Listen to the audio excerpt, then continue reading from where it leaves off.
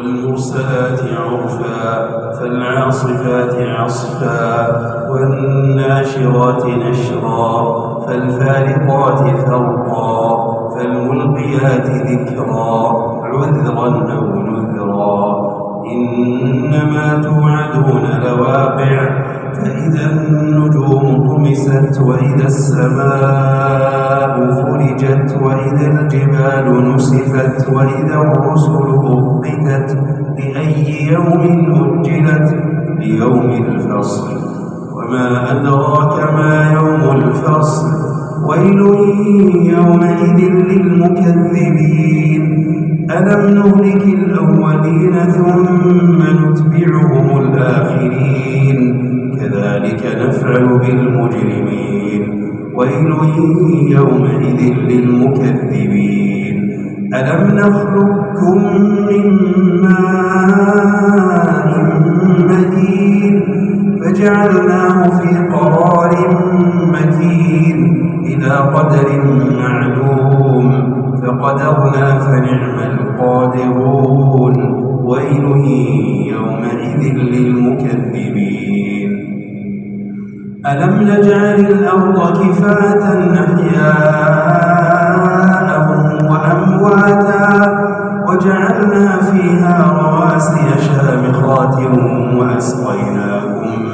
ماء فراتا ويل يومئذ للمكذبين انطلقوا إلى ما كنتم به تكذبون انطلقوا إلى ظل ذي 3 شعب لا ظليل ولا يغني من اللهب إنها ترمي بشرر كالقصر كأنه جمالة صفر ويل يومئذ للمكذبين هذا يوم لا ينطقون ولا يؤذن لهم فيعتذرون ويل يومئذ للمكذبين هذا يوم الفصل جمعناكم والأولين فإن كان لكم كيد فكيدون ويل يومئذ للمكذبين إن المتقين في ظلال وعيون وفواكه مما يشتهون كلوا واشربوا هنيئا بما كنتم تعملون إنا كذلك نجزي المحسنين ويل يومئذ للمكذبين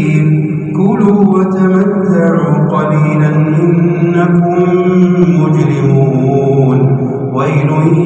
يومئذ للمكذبين وإذا قيل لهم اركعوا لا يركعون ويل